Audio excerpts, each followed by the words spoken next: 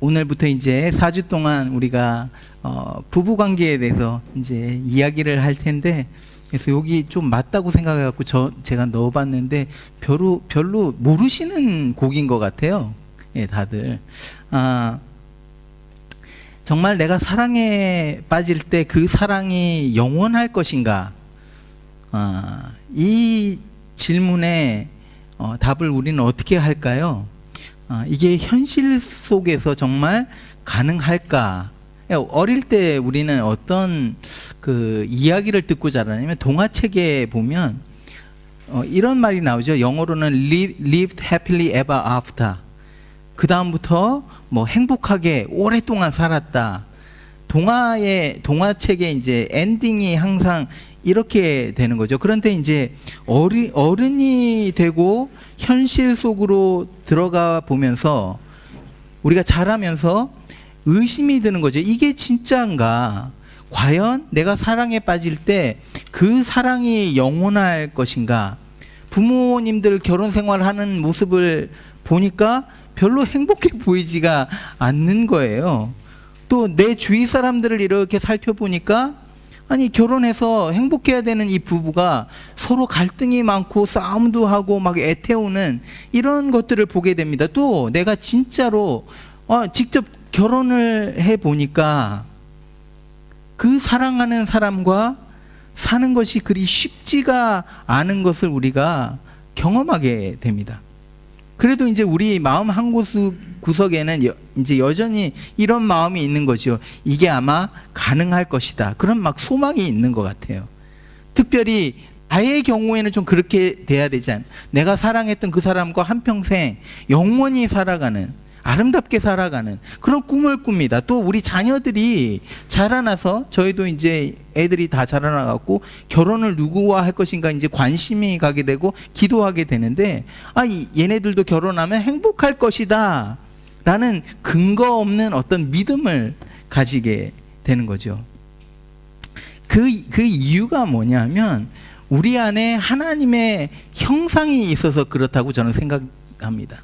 하나님이 태초에 천지 만물을 창조하시기 전에 하나님이, 삼위일체 하나님이, 성부, 성자, 성령의 하나님이 이 인티메트한 사랑의 관계에 있었고, 이 사랑의 관계에서 여러분을 창조하셨다는 겁니다. 그래서 우리 사람은요, 다른 사람들과 교제하기를 좋아합니다.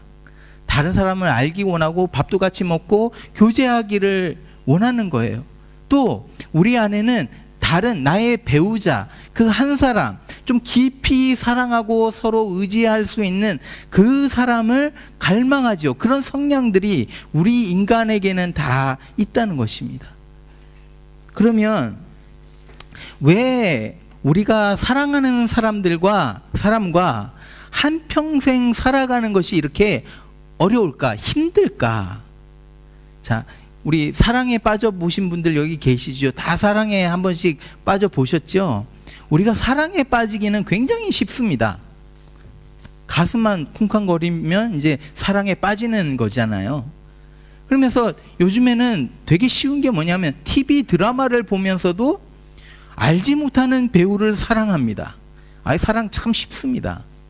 그래서 거기 나온 멋진 남자 때문에 여성들이 그 남자에 그냥 푹 빠집니다. 사랑에 빠지는 거예요. 또 요즘에는 이 결혼정보회사, 이게 너무 잘 돼 있죠. 그래갖고 프로파일만 주면 나에게 맞는 사람들을 소개받을 수 있습니다. 소셜 미디어가 발전해갖고 소셜 네트워크를 통해서 쉽게 사람들을 만날 수 있습니다.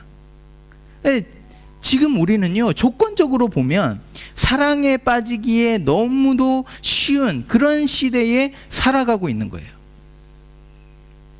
그런데 어려운 게 뭐냐면, 이 사랑의 관계에 빠지기는 쉬운데 이 사랑의 관계를 계속해서 유지하고 지키기는 너무 어렵다는 겁니다.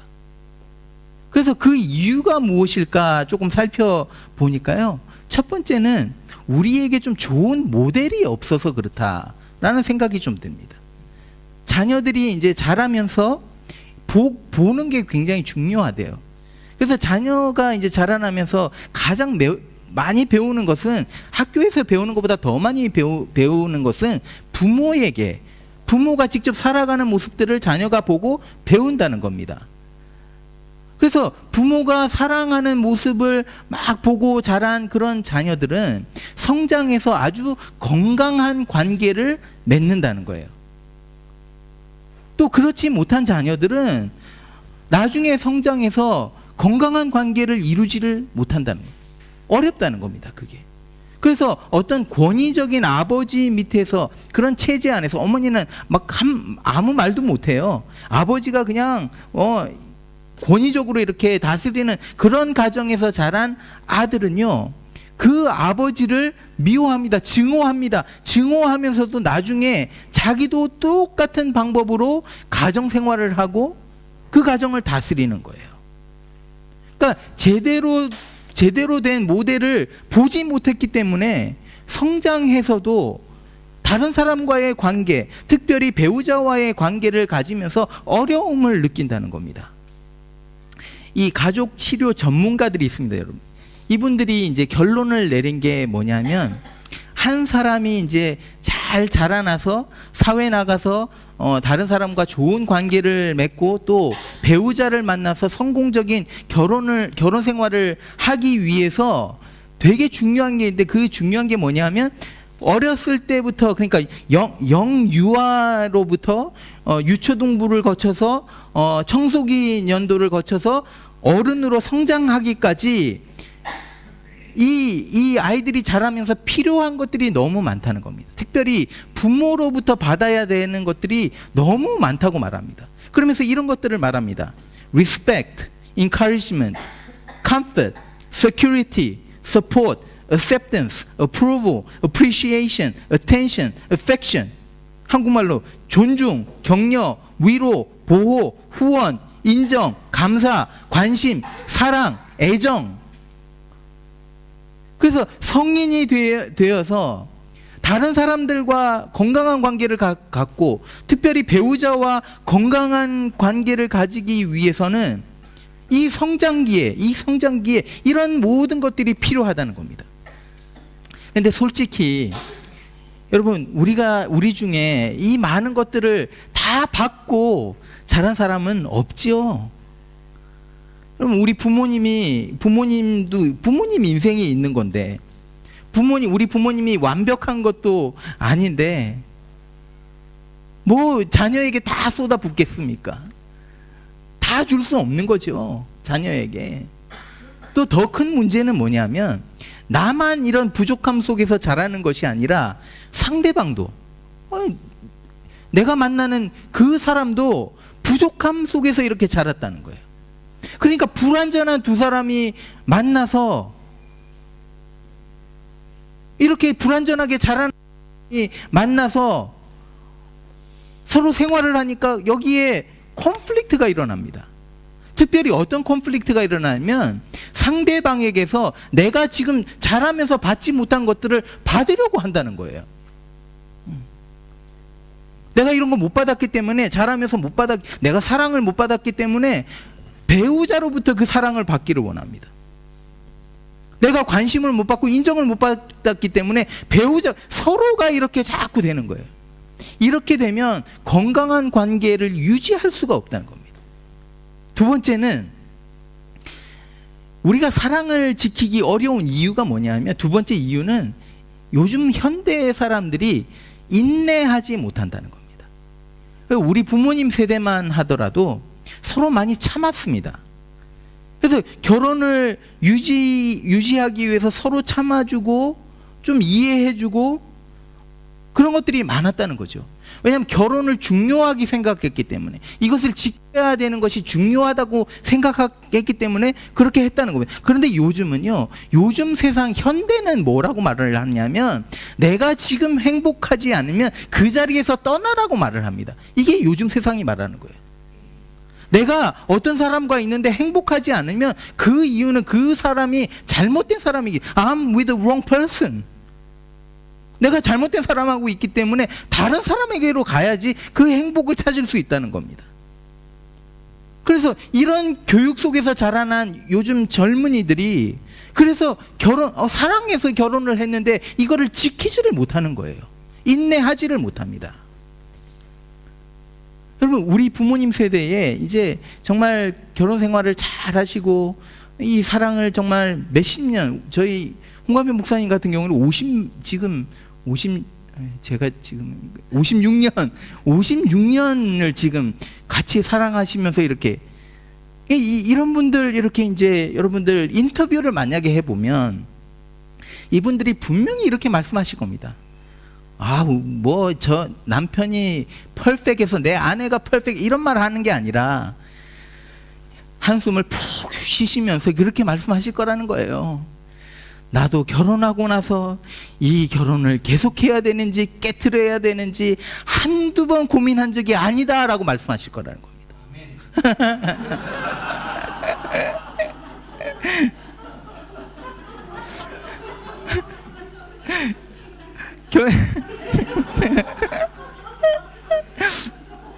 네.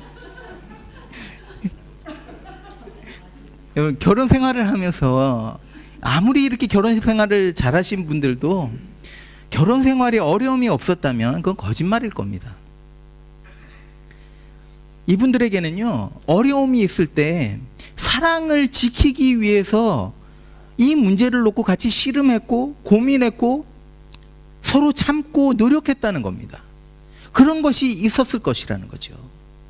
여러분, 물론 좋은 사람 만나는 거 정말 중요하죠. 좋은 사람, 마음 따뜻한 사람 만나는 거 굉장히 중요합니다. 그런데 그것도 중요하지만 더 중요한 거는 뭐냐면 우리가 사랑을 지키기 위해서 중요한 건 뭐냐면 내가 인내하고 노력하는 거라는 거예요. 그러면 이 관계를 우리가 잘 지키기 위해서 어떤 노력이 필요한가, 우리가 뭘 해야 되는가, 오늘 이 비밀을 제가 여러분들에게 알려드릴게요. 자, 부부 문제니까 여러분 이거 집에 가서 꼭 하십시오. 예수님이 말씀하신 거예요. 제 말이 아니라 예수님이 말씀하셨는데 제가 여러분들에게 가르쳐 드리는 겁니다. 여러분 이거 들으시면 놀랄 겁니다. 와, 이런 진리가 있어서, 이런 게 있어서 내가 진짜 이거 미리 알았더라면 내가 결혼 생활 지금까지 하지 않았을 텐데, 진짜 그러니까 지금도 늦지 않았으니까 제가 이 답을 가르쳐 드릴 테니, 비밀을 가르쳐 드릴 테니까 여러분 이대로 해 보십시오. 놀라운 일이 일어나요. 자, 이겁니다. 보여주십시오. 새 계명을 너희에게 주노니 서로 사랑하라. 내가 너희를 사랑한 것 같이 너희도 서로 사랑하라. 네, 굉장히 실망스러운 표정들을, 예. 목사님 이번 5월 달에 가정에 대한 이 부부 관계에 대한 설교를 하신다고 해서 오늘 이렇게 또 기대하고 나왔는데, 아니 내 남편이 좀 들어야 될 그 가시 있는 말을 좀 해줘야 되는데, 내 아내가 들어야 되는 그 좀 이렇게 날카로운 말을 좀 해줘야 되는데, 아니 맨날 똑같은 말만 하고, 이번 주에 목사님 혹시 그냥 설교 준비 열심히 안 하셨네 뭐 이렇게 생각하고 계시는 분들도 있을 것 같아요. 근데 여러분 이거 잘 한번 생각해 보십시오. 이 말씀을 좀 들어보십시오. 이 짧은 말씀 안에 얼마나 큰 진리와 파워가 있는지 몰라요. 여러분, 예수님이 오늘 이 문장, 여기서 사랑이라는 단어를 쓰시는데 이 단어가요, 명사 noun을 쓰시는 게 아닙니다. noun이 아니라 it's a verb. 그래서 동사를 쓰시고 있는 거예요. 이게 왜 중요하냐면요, 만일에 이 사랑이라는 단어, 예수님이 쓰신 이 단어가, 여기서 쓰신 단어가 만약에 이게 noun이었다면, 명사였다면, 여러분 이거는 하나의 어떤 사물입니다. 어떤 오브젝트입니다. 우리가 그냥 볼 수 있고 만질 수 있고 돈으로 살 수 있는 어떤 것이에요. 그래서 우리가 사랑에 빠졌다고 할 때, 자, 풀장이 오브젝트죠. 풀장에 우리가 푹 빠지듯이 사랑이 그런 오브젝트로 설명되는 거죠. 그런데 여기서 주님이, 우리 예수님이 사랑이라는 단어를 동사로 쓰셨다는 것은, 이것은 우리의 움직임에 어떤 것이 있다는 거예요. 사랑은 움직이는 거라는 거예요. 사랑은 관계 중심이라는 거예요. 여러분, 사랑은요, 단지 내가 한번 찌릿하게 느꼈던 감정이 아닙니다. TV 보면서 그 남자 너무 멋있어 갖고 찌릿하게 느끼는 그 감정 아닙니다. 처음 그녀를 본 순간, 처음 그 남자의 목소리를 듣는 순간 내 마음에 불이 팍 지펴진 그거 아니라는 거예요. 그냥 감정 그 정도가 아니라는 거예요. 여러분, 동사적인 의미에서 서로 사랑하라고 말씀해요. 이거는요, 사랑을 만들어가는, You're making love. You're making love. 진짜 사랑을 행동으로 보여주는 거예요. 사랑을 실천하는 겁니다. 그래서 삶 속에서 살아가면서 살아가는 것이 현실이 되는 거예요. 말만 하는 것이 아니라 그렇게 움직여지는 거예요. 그래서 사랑이 오늘 있고 내일 그냥 하루아침에 없어지는 그런 추상적인 감정이 아니라 이거는 실제라는, 삶의 실제라는 거죠. 이런 사랑을 해야지만 우리 사랑이 지속될 수 있고 유지될 수 있다는 거예요. 그러면서 예수님이 한 가지 더 붙이십니다. 그건 뭐냐면, 내가 너희를 사랑한 것 같이 너희도 서로 사랑하라.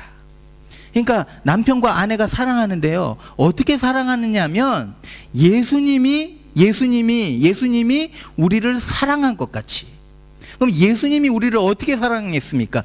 죽기까지 사랑하신 거죠. 목숨을 내어주기까지 사랑, 완전히 희생적인 사랑입니다. 여러분, 우리의 기준은요, 세상이 말하는 그런 사랑이 아니라는 거예요.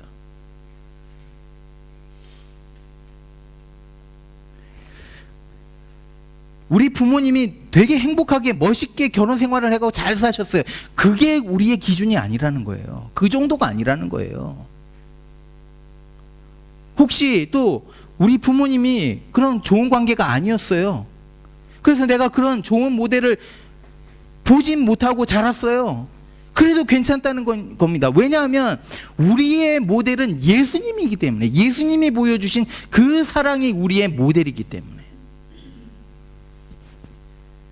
사도 바울이 예수님과 똑같은 말을 합니다. 똑같은 말을 하는데 he just changed the wording. 단어만 몇 단어 이제 바꾸는 거예요. 근데 이 단어를 우리는 굉장히 싫어하는 단어입니다. 이 단어를 쓰면서 똑같은 말을 합니다. 보여주십시오. 이렇게 말합니다. 그리스도를 경외함으로 뭐요? 피차 복종하라.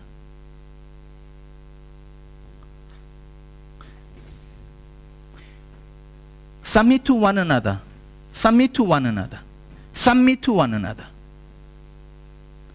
그래서 예수님은 서로 사랑하라고 말씀하셨는데 바울이 이 말을 가지고 똑같이 말을 하면서 약간 워딩만 바꿔갖고 피차 복종하라고 말을 하고 있는 거예요. 그러면서 그 다음에 바울이 뭐라고 말을 하냐면, 쭉 보시면 오늘 우리가 읽어본 본문입니다. 뭐라고 말하냐면 저기 아내들아, 너희 남편을 이렇게 주께 복종하듯이 그렇게 해라. 남편들아, 아내 사랑하기를 주께서 하신 것 같이 그렇게 사랑해라. 이런 말을 쭉 하시는 거예요. 여러분, 부부가 사랑을 지킬 수 있고 유지할 수 있는 것은 사랑, 동사적인 사랑을 하는 겁니다. 그러면 그게 구체적으로 어떤 것인가? 그 구체적인 것을 지금 바울이 말을 하고 있는 거예요.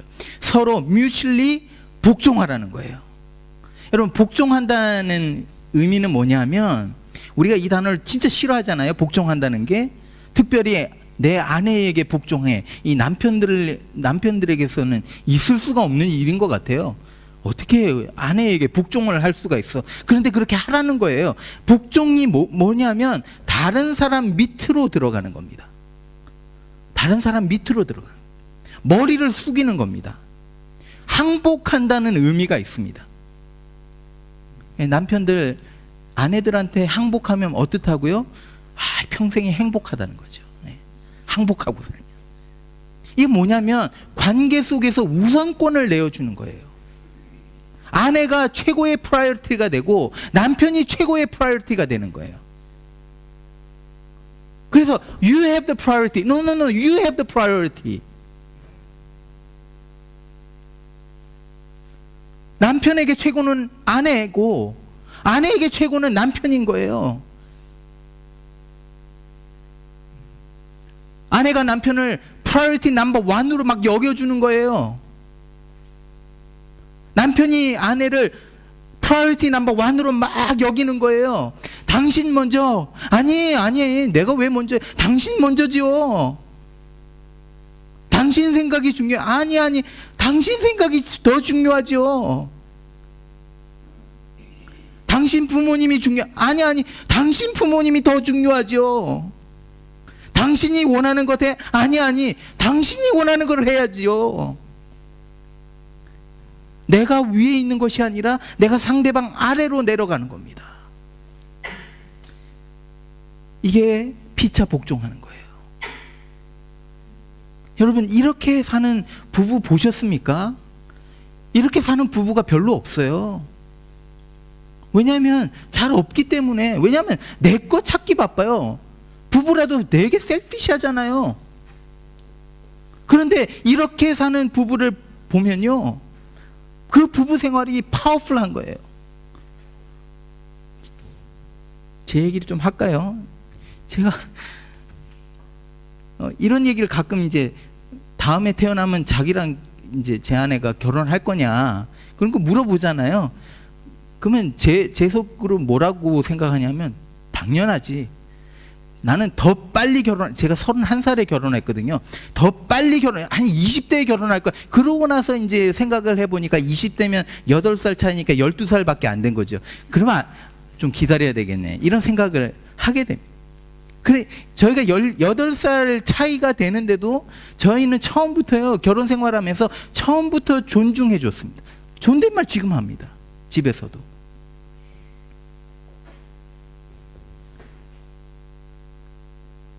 여러분, 이런 부부의 사랑, 예수님이 서로 사랑하라, 이 명령이 어떻게 실현되느냐 하면, 부부가 피차 복종할 때, when you submit to one another, love is made perfect. When you submit to one another, love is made perfect. 근데 여기서도요, 또 다른 말이 있죠. 피차 복종하는데 이게 어디서부터 나온다고요? 그리스도를 경외함으로. 이게 똑같은 말입니다. 사랑하라, 주님의 사랑으로. 이게 똑같은 말. 기준이 세상이 아니라 예수 그리스도라는 거예요. 그러면 여러분, 예수님이 어떻게 복종하셨습니까? 빌립보서 2장 8절을 제가 읽을게요. 사람의 모양으로 나타나셨으며, 그러니까 예수님이 사람의 모양으로 나타나셨어요. 자기를 낮추시고 죽기까지 복종하셨으니. 어떻게? 죽기까지 복종하셨으니 곧 십자가에 죽으심이라. 자, 아내에게 복종합니다. 어디까지 복종해요? 죽기까지. 자, 남편 여러분, 고개를 드십시오. 왜 이렇게 고개를 드시고, 어디까지 복종해야 돼요? 죽기까지. 죽기까지. 아내 여러분, 마찬가지로 남편에게 죽기까지. 여러분, 우리의 모델이 어떤 인간 부부가 아니라는 거예요. 예수님이라는 거예요. 그래서 예수님이 이렇게까지 복종하셨기 때문에 나도 그렇게 하겠다고 작정하는 겁니다. It's a decision. It's a choice. I make that choice. 내가 상대방보다 힘이 더 세요. 내가 내 아내보다 나이도 훨씬 많아요. 경험도 훨씬 많아요. 아는 것도 더 많고 가진 어떤 사회적 경험도 훨씬 많아요. 그렇다 할지라도 예수님이 복종하셨기 때문에 나도 복종하기로 결정하고 선택하는 거예요. 여러분, 이게 머리로는 잘 이해되지 않지요. 그런데 이걸 진짜 해보십시오. 경험해 보십시오. 여러분, 상상도 못하는 이 부부관계가, 그 부부관계에 놀라운 일들이, 상상도 못하는 일들이 일어날 겁니다. 이게 비밀이라는 거예요. 제가요 이제 신앙생활을 하면서 신앙생활이 되게 익사이팅하고 재밌는 이유가 있습니다. 그건 뭐냐면 성경 말씀이 그대로 이루어지는 거예요.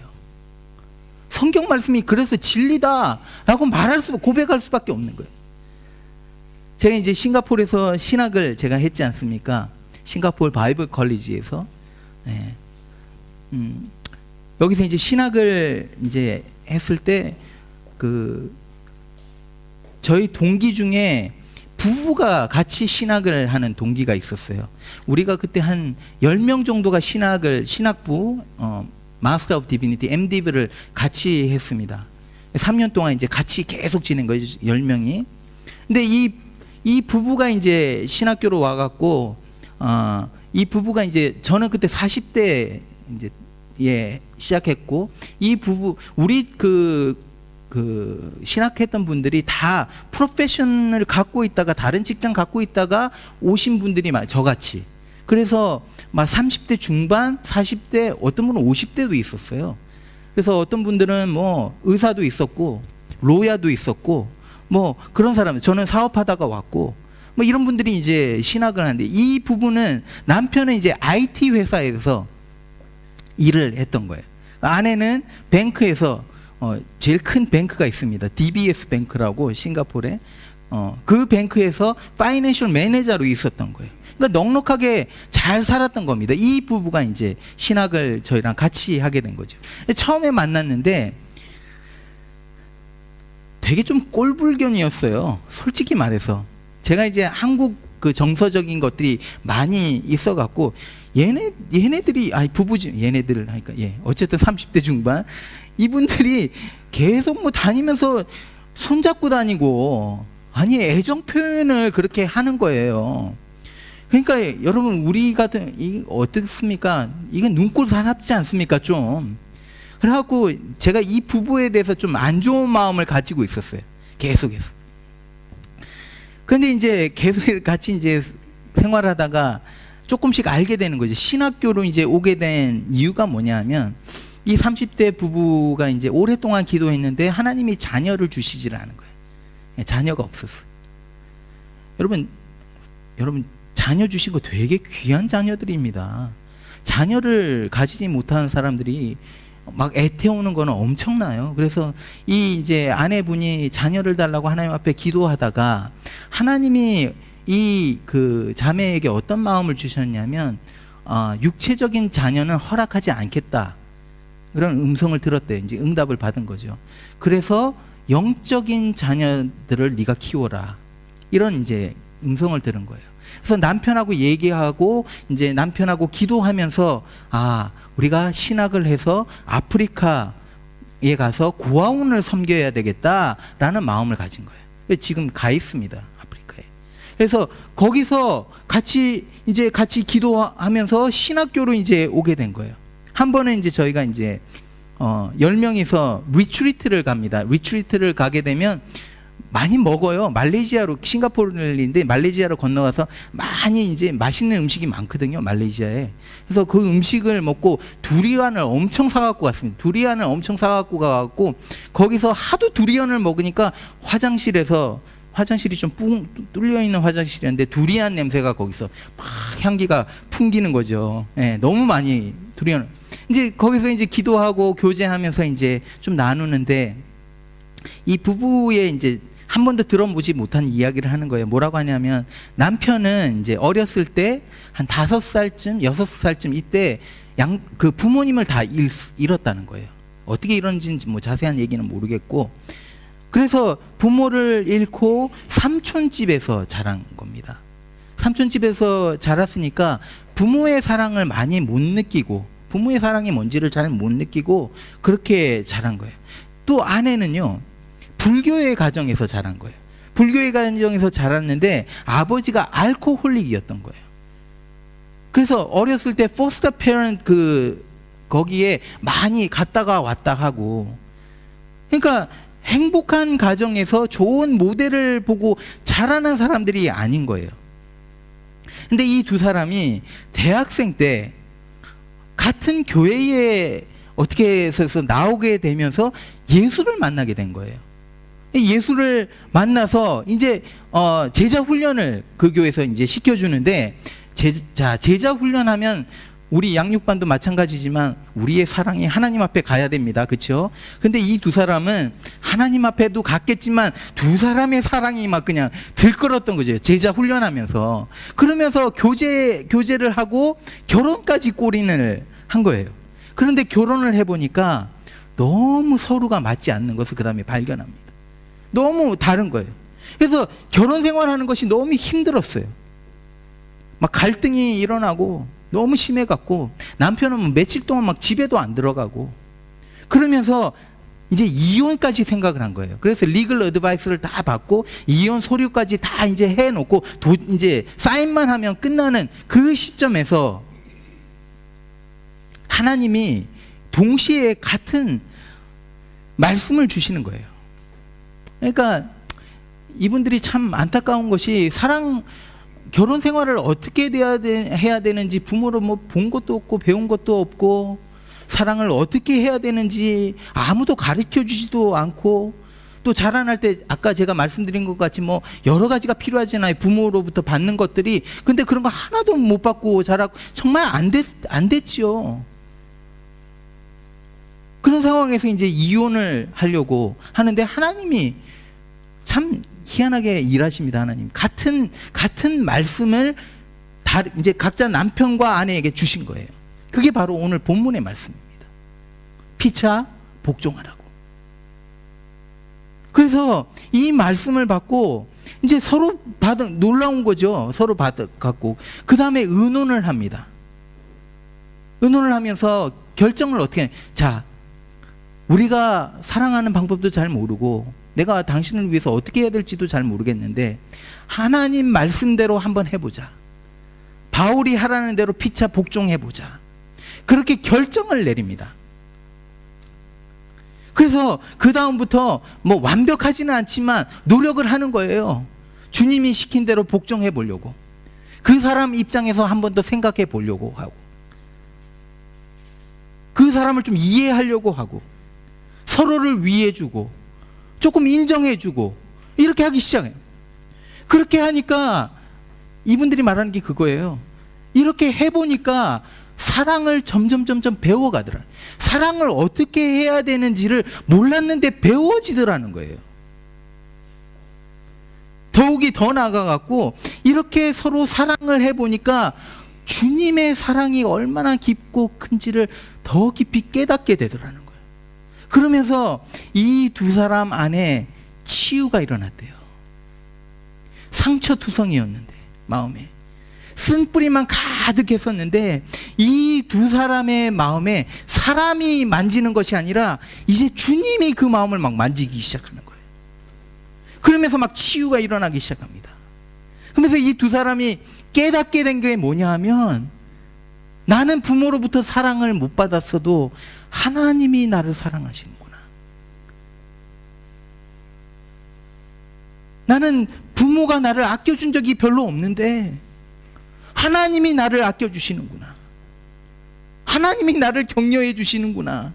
하나님이 나를 위로해 주시는구나. 하나님이 내 뒤에서 든든한 후원자 백이 되셔갖고 나를 지키고 계시구나.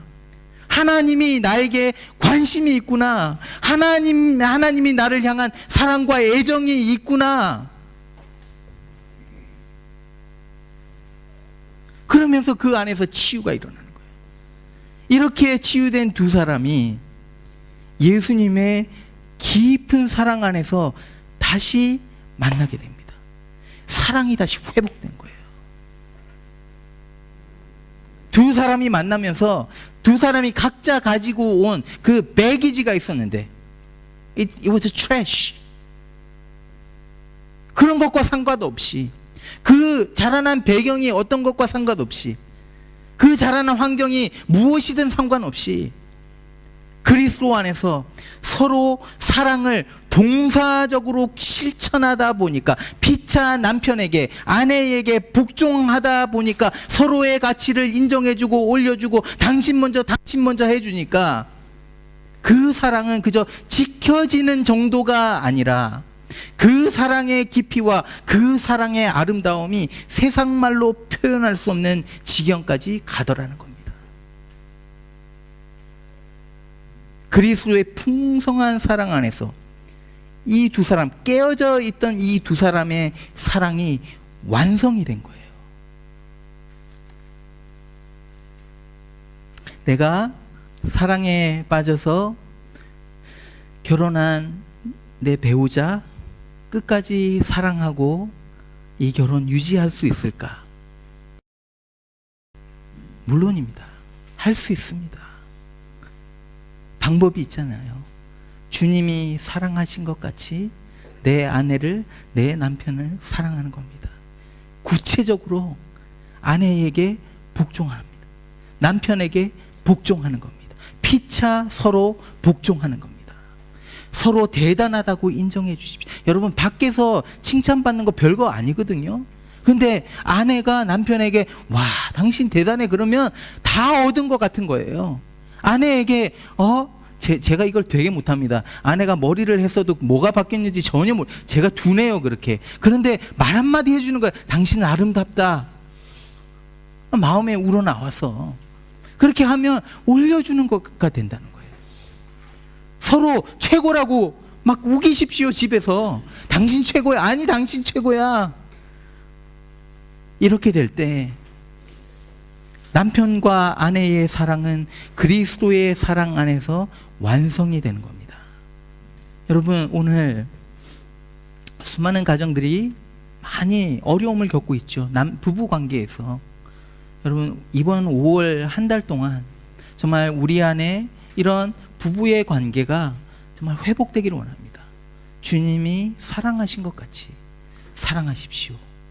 주님이 복종하신 것 같이 그렇게 피차 복종하십시오. 이 안에서 하나님의 사랑이 여러분의 가정에 가득하게 될 것입니다.